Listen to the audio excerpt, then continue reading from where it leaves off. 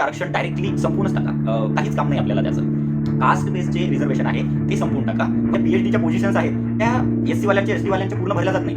Caste संपवण्यासाठी आपण काय काय करू शकतो? बुद्धिस्ट लोकांची जी प्रगती झाली त्याला सर्वात महत्त्वाचं कारण आहे विचार, इक्वॅलिटीची म्हणजे समानतेची कन्सेप्ट आणि डिस्क्रिमिनेशनची कन्सेप्ट. मी एक दोन व्हिडिओ जे भारतामध्ये विद्यार्थ्यांनी आंदोलन केलं त्याच्या समर्थनार्थ केले होते. त्यानंतर माझ्या व्हिडिओजमध्ये अशा बऱ्याच कमेंट्स यायला लागल्या की आता आरक्षणावर बोल, याच्यासाठी सुद्धा काही करशील का? असं तसं, आरक्षणाबद्दल काय विचार आहे तुझे? संपायला पाहिजे की नाही? तर यावर नक्कीच बोलायला पाहिजे, कारण हा सुद्धा विद्यार्थ्यांचाच प्रश्न आहे आणि माझे व्हिडिओज हे नेहमी विद्यार्थ्यांना विचारात घेऊनच असतात. तर हा सुद्धा महत्त्वाचा एक त्यातील टॉपिक आहे. आता यावर आपण एकदम डिटेलमध्ये डिस्कशन करू, म्हणून हा व्हिडिओ थोडा मोठा होणार आहे आणि आशा आहे तुम्ही शेवटपर्यंत हा व्हिडिओ नक्की बघा. हा व्हिडिओ बघण्यासाठी काही अटी आहेत. ज्या लोकांना असं वाटते की भारतात आता बिलकुलच जातीयवाद नाही राहिलेला, भारतात आता गरिबी बिलकुल राहिलेली नाही आहे, भारतात आता जे अॅट्रॉसिटीज वगैरे होतात, अत्याचार वगैरे होतात, अन्याय वगैरे होतात, जात पाहून हे बिलकुलच राहिलेलं नाही आहे, तर त्या लोकांनी हा व्हिडिओ पाहू नये. त्यांनी आताच स्किप केलेलं बरं. ओके, कारण मे बी तुम्ही दुसऱ्या जगात जगत आहात आणि मला असं वाटतं की तुम्ही त्या जगातच मग जगत राहावं. तुम्ही हा व्हिडिओ पूर्ण पुढे पाहू नये. ओके, आणि दुसरे असे की जे एकदम कट्टर आहेत. ओके, ज्यामध्ये आरक्षणाचा कट्टरपणे समर्थन करणारे सुद्धा आणि विरोध करणारे सुद्धा. जे लोक कट्टर आहेत, चेंज व्हायला तयार नाही आहेत किंवा एकदम निष्पक्ष राहून विचार करण्यासाठी तयार नाही आहेत, हा व्हिडिओ त्यांच्यासाठी सुद्धा नाही आहे. ज्यांना असं वाटते की मला याबद्दल जाणून घ्यायचं आहे किंवा मला याबद्दल आणखी थोडी माहिती पाहिजे, मला याबद्दल एक डिसिजन घेता नाही येत आहे, याच्यासाठी थोडी जरी हेल्प झाली तर बरं होईल. तर मला आशा आहे की हा व्हिडिओ पूर्ण बघितल्यानंतर तुम्हाला काहीतरी तुमचे डिसिजन घेण्यासाठी आणि तुमचे विचार मांडण्यासाठी तुम्हाला हेल्प होईल. सध्या 5 प्रकारचं जवळजवळ मोठ्या मोठ्या यात आरक्षण आपण कन्सिडर करू शकतो. एक म्हणजे शिक्षणातील आरक्षण, त्याच्यानंतर सरकारी नोकरीतील आरक्षण, त्याच्यानंतर प्रमोशनमध्ये खूप कमी आहे पण आहे, प्रमोशनमध्ये सुद्धा आहे. त्यानंतर येतं राजनैतिक क्षेत्रामध्ये, आणि त्यानंतर सरकारचे काही स्टेट लेवलवर सुद्धा वेगळ्या प्रकारचे आरक्षण असतात, जसं की पंचायत समितीमध्ये, म्युन्सिपल कॉर्पोरेशनमध्ये महिलांसाठी काही स्पेशल आरक्षण वगैरे असते. तर हे मोठ्या मोठ्या प्रकारात असे हे आरक्षणचे प्रकार आहेत. ओके, आणि एससी साठी सध्या जवळजवळ 15% आरक्षण, एसटी साठी 7.5%, ओबीसी साठी 27% आणि इकॉनॉमिकली जे विकर सेक्शन्स आहेत त्यांच्यासाठी जवळजवळ 10%. आणि महिलांसाठी आणि अपंगांसाठी सुद्धा एक स्पेशल पर्सेंटेज नाही आहे, पण त्यांचं एक हॉरिझॉन्टल प्रकारचं आरक्षण असतं. म्हणजे मोजक्या काही जागा महिलांच्या आणि अपंगांच्या अशा विशिष्ट जागा, ठराविक जागा असतात, त्या भरल्याच गेल्या पाहिजे, असं प्रकारचं हे आरक्षणचा हा एक बेस आहे. हा विषय समजून घेण्यासाठी तुम्हाला 2 गोष्टी समजून घेणं खूप महत्वाचं आहे. एक आहे इक्वॅलिटीची म्हणजे समानतेची कन्सेप्ट आणि दुसरी आहे डिस्क्रिमिनेशनची कन्सेप्ट. सर्वात अगोदर आपण बघू इक्वॅलिटी म्हणजे काय. तर इक्वॅलिटीचे 2 प्रकार आहेत. एक आहे पॉझिटिव्ह इक्वॅलिटी आणि दुसरी आहे निगेटिव्ह इक्वॅलिटी. आता याचं उदाहरण जर द्यायचं झालं तर समजा एक कुटुंब आहे आणि त्या कुटुंबामध्ये महिला गर्भवती आहे आणि तिची प्रसूती होते, तिला 2 जुळे मुलं होतात. एक मुलगा थोडा वीक आहे, बराच वीक आहे आणि त्याला खूप स्पेशल केअरची गरज आहे आणि डॉक्टरांनी सांगितलं की याला बाहेरून दूध लावावं लागेल, तसं दोघांनाही लावावं लागेल. पण जो मोठा मुलगा आहे तो मुलगा आईच्या दुधावर जगू शकतो, पण हा जो दुसरा मुलगा आहे या मुलाला बाहेरून दूध लावावं लागेल आणि दोघांनाही जरी तुम्ही बाहेरून दूध लावलं तर फार बरं राहील. आता ही फॅमिली फक्त 2 कप दूध अफोर्ड करू शकते बाहेरून विकत आणणं. आता या फॅमिली जवळ 2 ऑप्शन आहेत. ते म्हणतील की 2 कप आपण दूध आणू शकतो, तर दोघांनाही एक एक कप दूध देणे, दोघांनाही जे मिळेल ते समान मिळेल. जो एकदम कमजोर आहे, ज्याला गरज आहे, त्याला सुद्धा एकच कप, आणि जो एकदम सुदृढ आहे, ज्याला एवढी गरज नाही आहे, त्याला सुद्धा एकच कप. ही झाली निगेटिव्ह इक्वॅलिटी. आता पॉझिटिव्ह इक्वॅलिटी म्हणजे काय, तर हा परिवार असा विचार करू शकते की जो कमजोर मुलगा आहे त्याला जो सुदृढ मुलगा आहे त्याच्या हिशातील काही ना काही दूध एक्स्ट्रा देणे, म्हणजे याला 1 कप मिळत आहे तर त्याला 1.5 कप देणे किंवा काही केसेसमध्ये 2 कप सुद्धा देणे, जोपर्यंत तो चांगला त्याची परिस्थिती सुधारत नाही तोपर्यंत. ओके, आता मी जर या जागी असेल तर मी पॉझिटिव्ह इक्वॅलिटी चूज करेल. मला असं वाटेल की जो कमजोर आहे त्याला वाचवलं पाहिजे, त्याला 2 कप दूध मी देणार. आणि जो ऑलरेडी चांगल्या कंडिशनमध्ये आहे तो आईच्या दुधावरही जगू शकतो. तर असं मी करेल. आणि मला खात्री आहे की जर तुमच्यावर ही परिस्थिती आली तर तुम्ही सुद्धा असंच करा. कारण जेव्हा परिवाराचा विषय येतो तेव्हा इक्वॅलिटी, आणखी ज्या द्वेषाच्या भावना वगैरे असतात त्या भावना आपण थोड्या बाजूला ठेवतो आणि बघतो की गरज कोणाला जास्त आहे. आणि माझ्या मते तुम्ही सुद्धा पॉझिटिव्ह इक्वॅलिटी यामध्ये चूज करणार. दुसरी कन्सेप्ट आहे ती म्हणजे डिस्क्रिमिनेशनची. डिस्क्रिमिनेशन मध्ये सुद्धा 2 प्रकार आहेत. एक प्रकार आहे इन्क्लुझिव्ह डिस्क्रिमिनेशन आणि दुसरा प्रकार आहे एक्सक्लुझिव्ह डिस्क्रिमिनेशन. म्हणजे एक समाविष्ट करणारा भेदभाव आणि दुसरा असमाविष्ट करण्यासाठी करण्यात आलेला भेदभाव. इन्क्लुझिव्ह डिस्क्रिमिनेशनचं जर उदाहरण द्यायचं झालं तर समजा तुम्ही तुमच्या गाडीने रस्त्याने जात आहात. रस्त्याने तुम्हाला 2 व्यक्ती दिसले आणि ते रस्त्याने पायी चालत होते. तुमच्या गाडीमध्ये एक जागा आहे आणि त्या दोघांपैकी एकाच्या पायामध्ये चप्पल नाहीये, एकाच्या पायामध्ये चप्पल आहे आणि ऊन खूप तापत आहे, रस्ता एकदम गरम झालेला आहे. तुम्ही आता गाडी थांबवता आणि तुम्ही ज्याच्या पायामध्ये चप्पल नाहीये त्याला आपल्या गाडीमध्ये बसवता. आता हे काय झालं, हे सुद्धा डिस्क्रिमिनेशनच झालं ना, हा सुद्धा भेदभावच झाला. पण हा काय झाला, हा इन्क्लुझिव्ह भेदभाव झाला, म्हणजे चांगल्या कामासाठी करण्यात आलेला भेदभाव. आता दुसरं एक म्हणजे एक्सक्लुझिव्ह डिस्क्रिमिनेशन. यामध्ये काय होतं, वगळण्यासाठी करण्यात आलेला भेदभाव. समजा एखाद्या शाळेमध्ये तुम्हाला टीम बनवायची आहे आणि त्या टीम मध्ये तुम्ही हे डिस्क्रिमिनेशन करून टीम बनवली की या जातीचे मला नकोत, मला या रंगाचे नकोत, किंवा मला या हाईटचे नकोत, किंवा मला या वजनाचे नकोत, किंवा मुली नकोत. हा भेदभाव जर तुम्ही केला आणि तुम्ही सिलेक्ट केले बाकीचे, तर हे काय झालं, हे झालं एक्सक्लुझिव्ह डिस्क्रिमिनेशन. म्हणजे हे सोशल अपिअरन्सवर जेव्हा डिस्क्रिमिनेशन करण्यात येतं, जातीवरून, धर्मावरून, कास्टवरून किंवा जेंडरवरून, हे जेव्हा डिस्क्रिमिनेशन करण्यात येतं याला एक्सक्लुझिव्ह डिस्क्रिमिनेशन म्हणतात. म्हणजे इक्वॅलिटीचे 2 प्रकार, पॉझिटिव्ह निगेटिव्ह, आणि डिस्क्रिमिनेशनचे 2 प्रकार, इन्क्लुझिव्ह एक्सक्लुझिव्ह. जे महान विचारवंत आहेत, जे रिसर्चर आहेत आणि जे थोर समाज सुधारक आहेत, त्यांचं म्हणणं असं आहे की इक्वॅलिटी ही पॉझिटिव्ह असली पाहिजे आणि डिस्क्रिमिनेशन हे इन्क्लुझिव्ह असलं पाहिजे. आणि हाच आरक्षणाचा पाया आहे. आरक्षण हे काही कोण्या गरीबाला श्रीमंत करायचं आहे, किंवा भीक नाही आहे, ते काही दान नाही आहे, किंवा रोजगार हमी योजना नाही आहे, किंवा गरिबी हटाव योजना नाही आहे. ते काय आहे, जे लोक वंचित आहेत, रिसोर्सेस पासून वंचित आहेत, संधी त्या लोकांना नाही आहे आणि त्यांच्यासोबत एक्सक्लुझिव्ह डिस्क्रिमिनेशन केल्या जातं, त्या लोकांना समाजाच्या मेन प्रवाहामध्ये आणण्यासाठी करण्यात येणारं जे तरतुदी वगैरे असतात ते आरक्षण आहे. आणि त्या बेसवर आरक्षण सुरू करण्यात आलेलं आहे. आता आपण डिस्कस करू की लोकांचं यावर काय विचार आहे जे आरक्षणाचा विरोध करतात, त्यांचे पॉइंट्स. ओके, एक राहतो की आरक्षण, काही लोक असं म्हणतात की आरक्षण डायरेक्टली संपूर्णच टाका, काहीच काम नाही आपल्याला त्याचं. तुम्हीच विचार करा, भारतात गरिबी आहे का, भारतात जातीवाद आहे का, भारतात अॅट्रॉसिटीज होतात का? जर हे होत नसेल तर आरक्षणाची काही गरज नाहीये. पण माझ्या मते जर तुम्हाला असं वाटत असेल तर तुम्ही दुसऱ्या जगात जगत आहात. तुम्ही गावखेड्यामध्ये जाऊन बघा, एकदम रुरल एरियामध्ये जाऊन बघा, तिथं बघा काय कंडिशन आहे.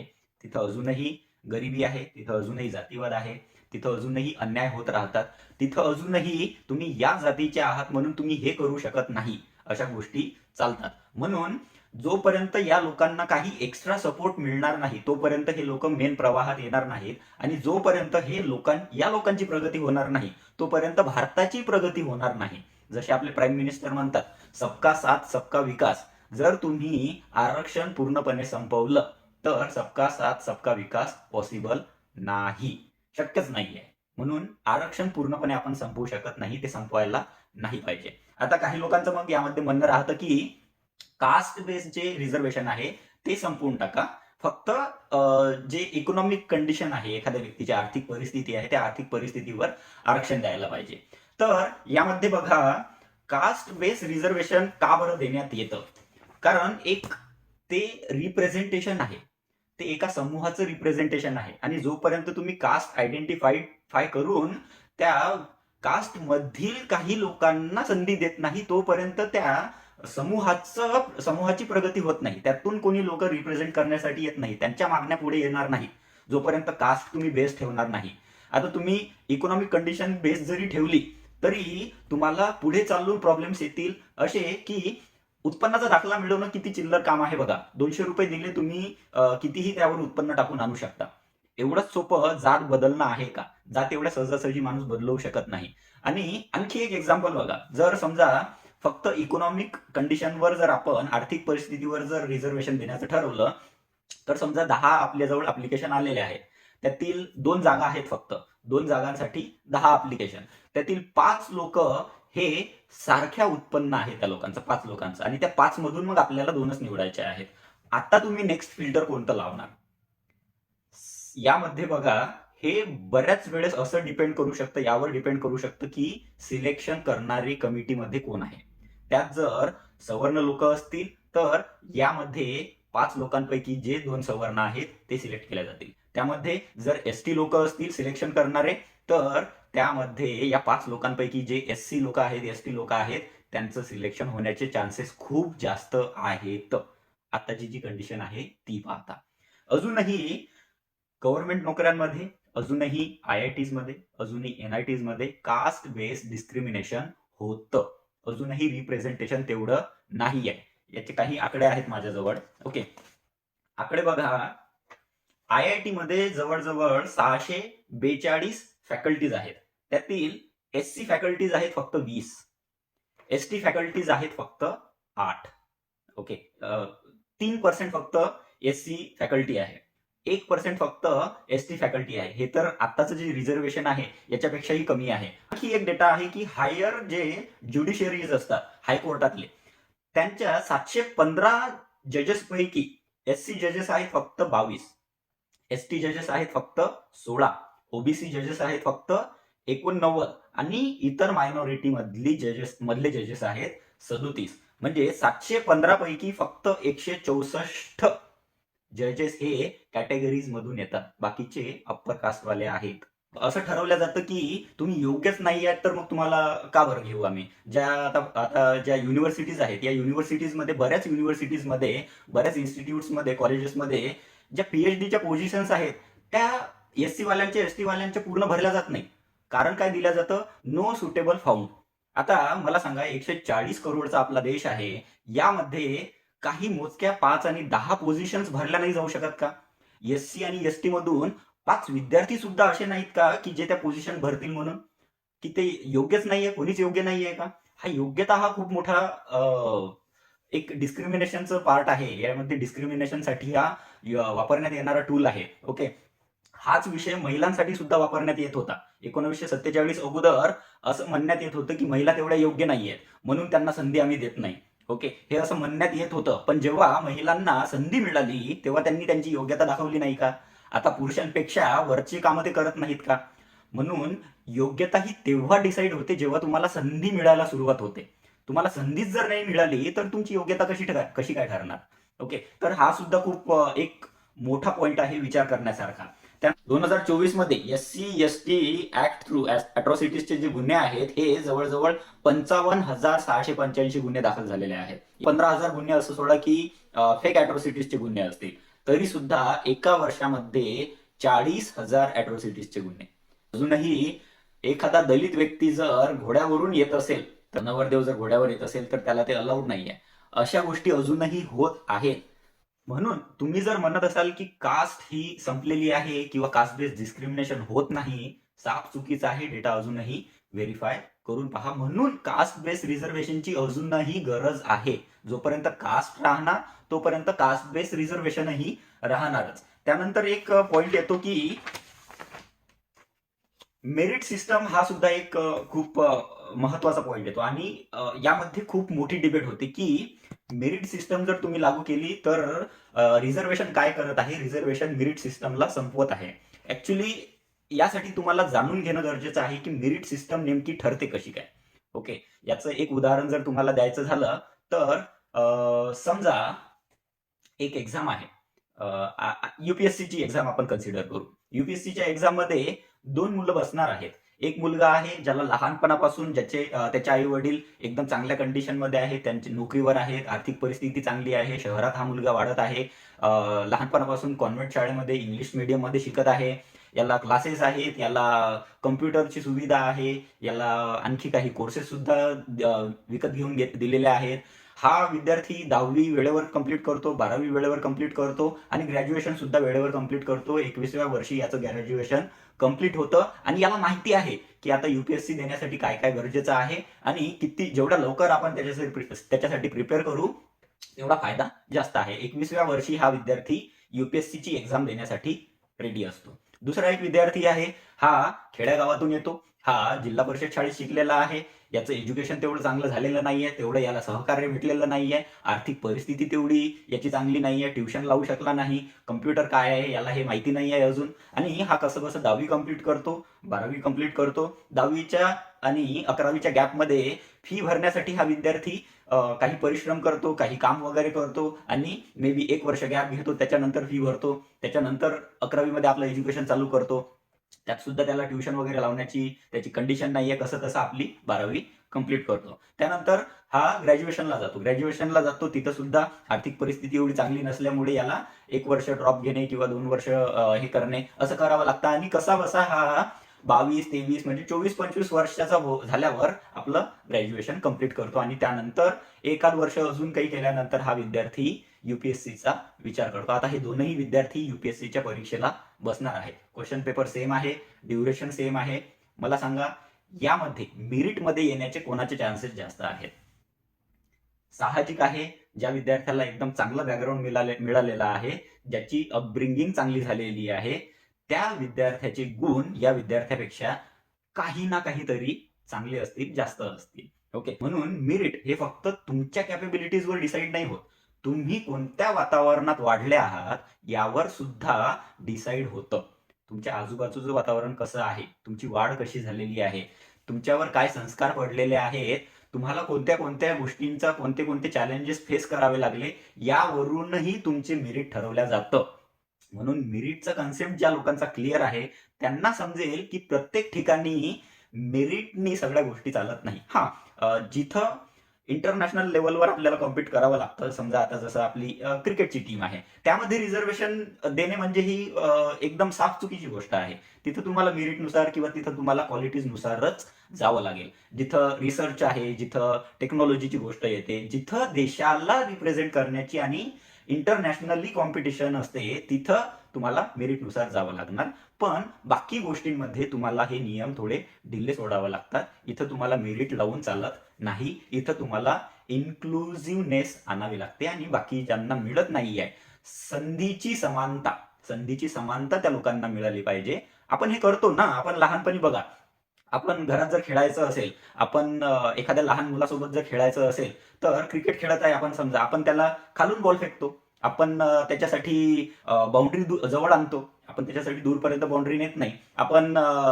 आपण एक वेळेस आउट झालो तर आउट झालो, आपण त्याला म्हणतो तुझे 2 चान्स आहेत, तू 2 वेळेस आउट झाला तरी चालेल, तू 2 वेळेस खेळ, असं आपण करतो ना.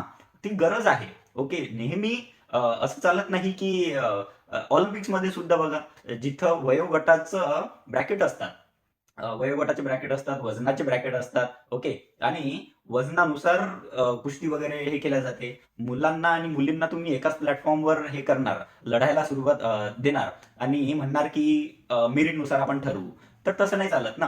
तुम्हाला मेरिटची परिभाषा समजणं गरजेचं आहे. ओके, हे झालं मेरिट बद्दल. त्यानंतर येतं क्रिमी लेअरचं.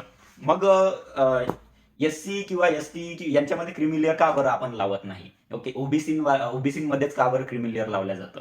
तर ओबीसी हा जो वर्ग आहे यामध्ये बघा, हजारो वर्ष झाले या लोकांचं, ब्राह्मण जे लोक आहेत त्यांचं 100% आरक्षण आहे शिक्षणावर. हजारो वर्ष झाले होतं 1947च्या अगोदर. ओके, जे क्षत्रिय लोक आहेत त्यांचं जे डिफेन्समध्ये आहे 100% आरक्षण. ओके, जे वैश्य लोक आहेत त्यांचं बिझनेसमध्ये 100% आरक्षण. राहिले हे दलित लोक, यांचं कुठंच आरक्षण नव्हतं, यांना मुभाच नव्हती काही करण्याची. ओके, आणि असं सुद्धा होतं की ब्राह्मण समाजातील एखाद्या व्यक्तीला जर व्यवसाय करायचा असेल तर तो करू शकत नव्हता.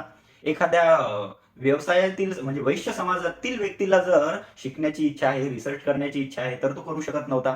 या लोकांचे ब्रॅकेट ठरलेले होते आणि 100% आरक्षण होतं हजारो वर्ष. ओके. म्हणून आता त्यांना जर त्यांची इकॉनॉमिक कंडिशन थोडी खराब झालेली आहे काही कारणांनी, ओके, काही तेव्हापासून रिसोर्सेसचा त्यांनी मे बी चांगला उपयोग नाही केला किंवा त्यांना जे रिसोर्सेस मिळाले ते त्यांनी खर्ची केले. त्यानंतर त्यांची कंडिशन खराब झाली. तर आता या लोकांना एक पिढी आरक्षण मिळालं त्यांच्यात असेल तर त्यामध्ये मग ते क्रिमिलेअर लावल्या जातं, ते योग्य आहे. पण हे जे एसटी आणि एससी हे जे दलित लोक आहेत यांना हजारो वर्ष यामधलं कोणतंच गोष्ट मिळालेली नाही आहे. 75 वर्ष झाले फक्त यांना ह्या गोष्टी मिळत आहेत. ओके. आणि त्या 75 वर्षामध्येच या लोकांनी एवढी प्रगती केलेली आहे की आता काही गोष्टी यांच्या बाकीच्यांच्या डोळ्यामध्ये खुपण्यासारख्या होत आहेत. ओके. हे सत्य गोष्ट आहे, या सर्वांच्या नाही पण काही लोकांच्या. ओके. तर यामध्ये बघा, आणि एक गोष्ट विचार करण्यासारखी ही सुद्धा आहे की या लोकांमध्ये सर्वात जास्त प्रगती जर तुम्ही बघितली तर ही बुद्धिस्ट लोकांची झालेली आहे. आणि यामध्ये फक्त आरक्षण याला कारण नाहीये. बुद्धिस्ट लोकांची जी प्रगती झाली त्याला सर्वात महत्वाचं कारण आहे विचार. त्याला सर्वात महत्वाचं कारण आहे शिक्षणाला देण्यात येणारं महत्व. कारण बाकी लोकांनाही आरक्षण मिळालेलं आहे. एससी मध्ये अजूनही जाती आहेत. त्यामध्ये सुद्धा खूप साऱ्या जाती आहेत ज्यांना एकाच वेळेस आरक्षण मिळालं पण त्यांची तेवढी प्रगती झाली नाही. कारण ते लोक कर्मकांडात फसले. ते लोक त्या लोकांनी शिक्षणाला तेवढं अजून महत्व दिलेलं नाहीये. आणि आता या लोकांची मग अशी डिमांड आहे की आरक्षण यामध्ये सुद्धा मग अ ब क ड करा. ओके. हे माझ्या मते साफ चुकीचं आहे. कारण तुम्हाला मिळालेलं आहे, तुम्ही त्याचा वापर नाही करत आहात. ओके. जेव्हा तुम्ही शिक्षणाला महत्व देणार तुम्हाला या उपवर्गीकरणाची गरजच नाहीये. उलट तुम्हाला या कम्प्लीट एससी मध्ये पूर्ण मोठा भाग तुमच्यासाठी आहे. तुम्ही जर चांगली मेहनत केली, तुम्ही जर पुढे येऊन शिक्षणाला जास्त महत्व दिलं तर तुमच्यासाठी मोठा तुकडा आहे. छोटे छोटे तुकडे घेऊन परत समाजात हे करणे, जी आपली सामाजिक जी परिस्थिती आहे, तो एकोपा जो आहे तो तोडण्याचे कामं करणे हे चुकीचं आहे. ओके. त्या असो, तो उपवर्गीकरणाचा अजून एक वेगळा विषय आहे. हे म्हणून हे क्रीमी लेअरचं यांच्यामध्ये लावण्यात येत नाही. लावू शकतात असं काही हे नाही, पण ते कोणासाठी लावण्यात यावं, ज्यांनी याचा गैरफायदा घेणं चालू केलेला आहे. असं नाही की या लोकांमध्ये गैरफायदा घेणारे लोक नाहीयेत. असे बरेच आहेत, सरकारी नोकरीवर आहेत, चांगल्या हुद्द्यावर आहेत, चांगल्या पोझिशनवर आहेत, फायनान्शियल कंडिशन खूप चांगली आहे, तरी सुद्धा आरक्षणाचा फायदा घेत आहेत. आणि हे फक्त एससी मध्येच नाही आहेत, एसटी मध्ये नाही आहेत, हे ओबीसी मध्ये नाही आहेत, हे ईडब्ल्यूएस मध्ये सुद्धा आहेत. ईडब्ल्यूएस मध्ये सुद्धा बरेच असे लोक आहेत ज्यांना गरज नाहीये तरी सुद्धा ते आरक्षण घेत आहेत. हे साफ चुकीचं आहे. या लोकांची चांगलं इन्व्हेस्टिगेशन झालं पाहिजे आणि आरक्षण त्याच लोकांना मिळालं पाहिजे ज्यांना गरज आहे. ओके.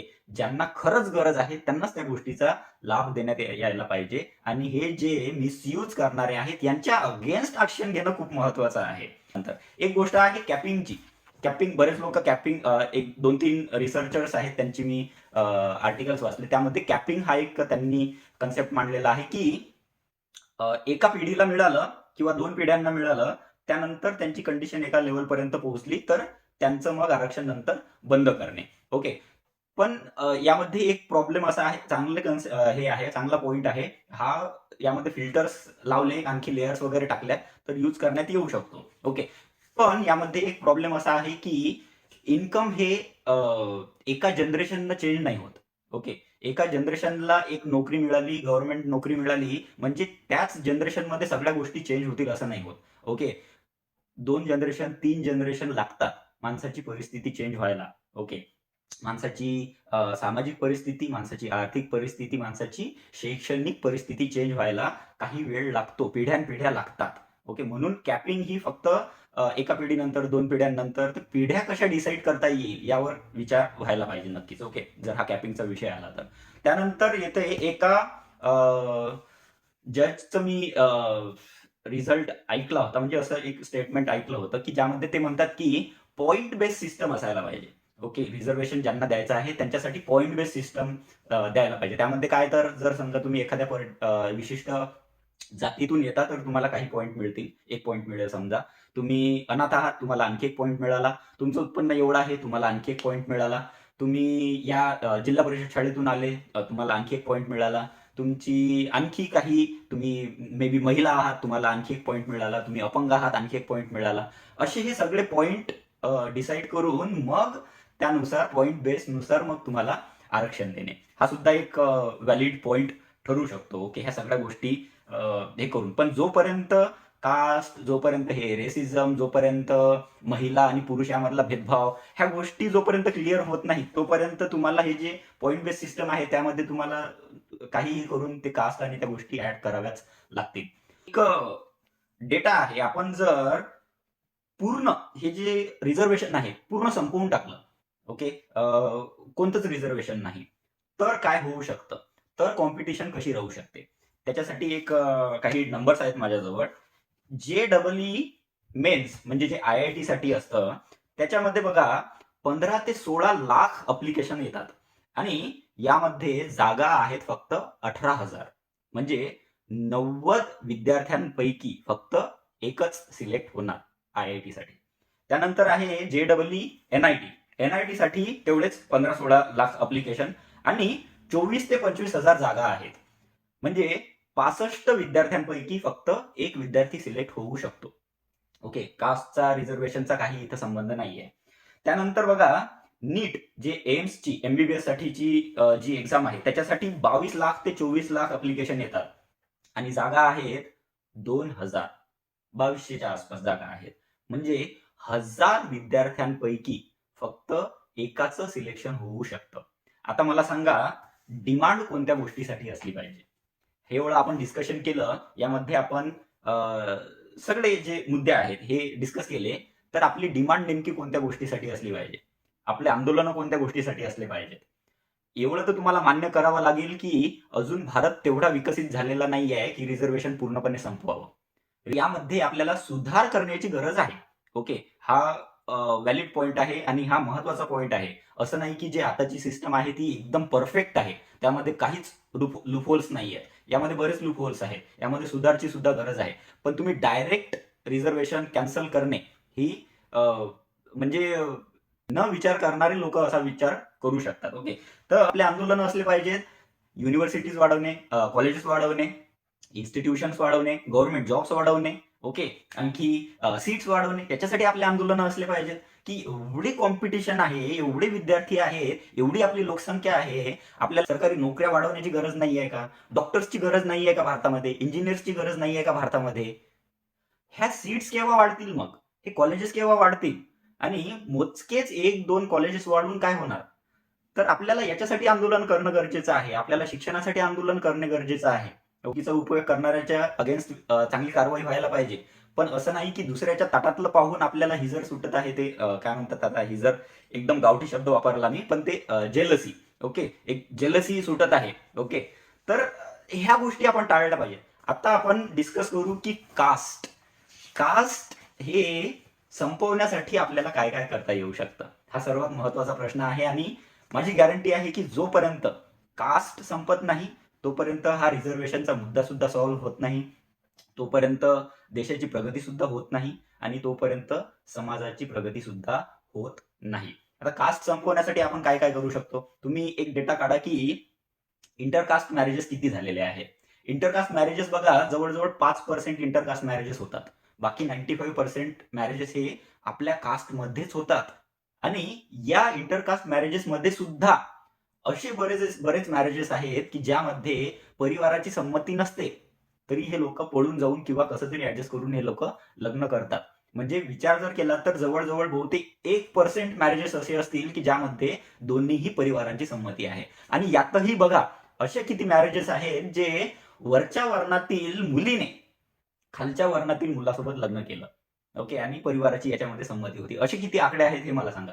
जोपर्यंत लग्न करताना जातीचा विचार होत राहील तोपर्यंत हे असंच चालणार. आपल्याला एक असा समाज तयार करायचा आहे जिथं ना जात विचारण्याचं काम पडलं पाहिजे, ना जात सांगण्याचं काम पडलं पाहिजे.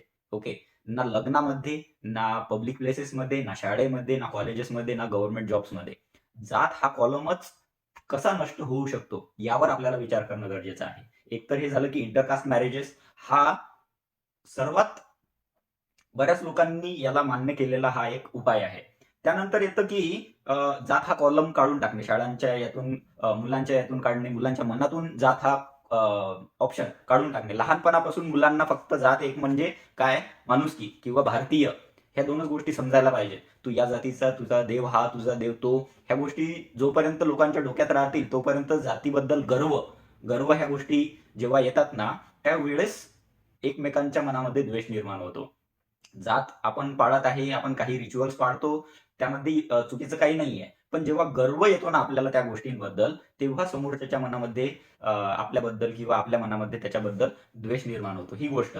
आणखी एक सोपं उदाहरण सांगतो मी, सोपं एक काम सांगतो. खेड्यागावामध्ये बघा, स्मशानभूमी बघा. हिंदूंची स्मशानभूमी वेगळी आहे, बुद्धांची स्मशानभूमी वेगळी आहे, मातंगांची स्मशानभूमी वेगळी आहे, मुस्लिमांची स्मशानभूमी, ख्रिश्चनांची, सगळ्यांची आपापली स्मशानभूमी आहे. मेल्यानंतर सुद्धा आपली माती कोणत्या जागेमध्ये जाणार हे आपण याचा विचार करत आहे. कशी काय जात नष्ट होईल सांगा तुम्ही मला. आणखी एक सोसायटीज वगैरे बघा, जे प्लॉटिंग्स वगैरे पडते, या प्लॉटिंग्स मध्ये काय गरज आहे जातीचा संबंध आणण्याची. मला हा स्वतः अनुभव आलेला आहे. मी एक प्लॉट घ्यायला गेलो होतो, मी इसाराही दिला, ऍडव्हान्स ज्याला म्हणतात, ऍडव्हान्स दिला, रिसिप्ट घेतली आणि नंतर 2 दिवसांनी तो व्यक्ती मला ऍडव्हान्स घेऊन परत आला आणि म्हणतो की माफ करा, आम्ही नाही देऊ शकत. आता त्यांनी कारण एक्झॅक्टली नाही सांगितलं मला, पण बाहेरून मला असं समजलं की या प्लॉटिंग मध्ये या समाजाच्या लोकांना प्लॉट मिळत नाही. तर अशा सोसायटीज आपल्याला काढणं गरजेचं आहे की जिथं मिक्स कल्चरचे लोक राहतात. फॉर एक्झाम्पल ते कोणतं हे आहे, हा तारक मेहता का उलटा चष्मा, ते एक चांगलं एक्झाम्पल आहे की सोसायटीज कशा असल्या पाहिजेत. असं जर वातावरण असेल तर जात आपोआप जातीची जी व्हॅल्यू आहे ती व्हॅल्यू आपोआप कमी होईल. ओके. राजकीय क्षेत्रामध्ये सुद्धा एखादा कॅन्डिडेट जर एखाद्या पर्टिक्युलर जातीचा आहे, तो किती आहे, त्यांनी काय केलेलं आहे, त्यांनी रेप केला आहे, त्यांनी चोरी केलेली आहे, डाकू आहे, डाका टाकलेला आहे, स्कॅम केलेले आहेत मोठे, तरी तो जर इलेक्शनला उभा राहतो तर आपण काहीच न पाहता याने त्याला मत देतो की फक्त हा माझ्या जातीचा आहे. हे जोपर्यंत चेंज होणार नाही तोपर्यंत कसं काय आपण डिस्क्रिमिनेशन गेलेलं आहे असं म्हणू शकतो सांगा मला तुम्ही. एखाद्या सर्वात गरीब विद्यार्थ्याला सुद्धा त्याच शाळेमध्ये ऍडमिशन मिळाली पाहिजे ज्या शाळेमध्ये एखाद्या श्रीमंताचं लेकरू शिकत आहे, एखाद्या करोडपतीचं लेकरू शिकत आहे. जेव्हा शिक्षणामध्येही इक्वॅलिटी येईल, जेव्हा जाती जातीमध्येही इक्वॅलिटी येईल, जेव्हा जेंडरमध्येही इक्वॅलिटी येईल, तेव्हा आरक्षणाची आपल्याला गरज पडणार नाही. तर ह्या सगळ्या गोष्टी आहेत. ह्या सगळ्या गोष्टींवर जेव्हा तुम्ही विचार कराल, तोही निष्पक्षपणे, ओके, कोणत्याच पक्षाची साईड न घेता. आणि यामध्ये जेव्हा आपण क्वेश्चन करायला चालू करतो ना, आता मी जे माझे काही व्हिडिओज बनवले, 2-3 व्हिडिओज विद्यार्थ्यांच्या सपोर्टमध्ये, तर आपण त्यांनाच टार्गेट करणार ना, जे सत्तेत आहेत. जे सत्तेत आहेत त्यांनाच आपण प्रश्न विचारणार. आपण काही पाकिस्तानच्या सरकारला प्रश्न नाही विचारणार. ओके. ज्या आपल्या सत्तेत आहेत, जे आपल्यासाठी करू शकतात, ज्यांच्या हातात आहे, त्यांनाच आपण प्रश्न विचारणार. आणि 1-2 प्रश्न असे प्रश्न जरी विचारले तो सुद्धा गुन्हा झालेला आहे. आता तुम्ही प्रश्न जरी विचारले, तुम्ही तेव्हा अँटी नॅशनल होता. अरे बाबांनो, कोणता एक व्यक्ती, कोणता एक समाज किंवा कोणती एक पार्टी किंवा कोणता एक संघ म्हणजे देश नाहीये. देश ही खूप मोठी व्यापक कल्पना आहे. 140 करोड लोक जेव्हा एकत्र येतात तेव्हा एक देश बनतो. आणि 140 करोड लोक काय विचार करतात त्याच्यावरून देशाचा विचार ठरतो. एका व्यक्तीच्या विचारावरून देशाचा विचार नाही ठरत. एक व्यक्ती जर एखाद्या व्यक्तीच्या विचाराच्या अगेन्स्ट गेला तर तो देशाच्या अगेन्स्ट नाही जात. हे आपल्याला जेवढं लवकर समजेल तेवढ्या लवकर आपल्यासाठी चांगलं होईल, तेवढ्या लवकर आपल्या समाजासाठी चांगलं होईल, तेवढ्या लवकर आपल्या देशासाठी चांगलं होईल, तेवढ्या लवकर आपल्या देशाच्या प्रगतीसाठी चांगलं होईल. आतापर्यंत मला ना शाळेमध्ये डिस्क्रिमिनेशन फेस करावं लागलं, अनुभव नाही आला मला. हॉस्टेलमध्ये नाही आला मला. माझ्या इंजिनिअरिंगच्या प्रवासामध्ये अजून एवढा मोठा असा खूपच डिस्क्रिमिनेशन झालं असा अनुभव नाही आला.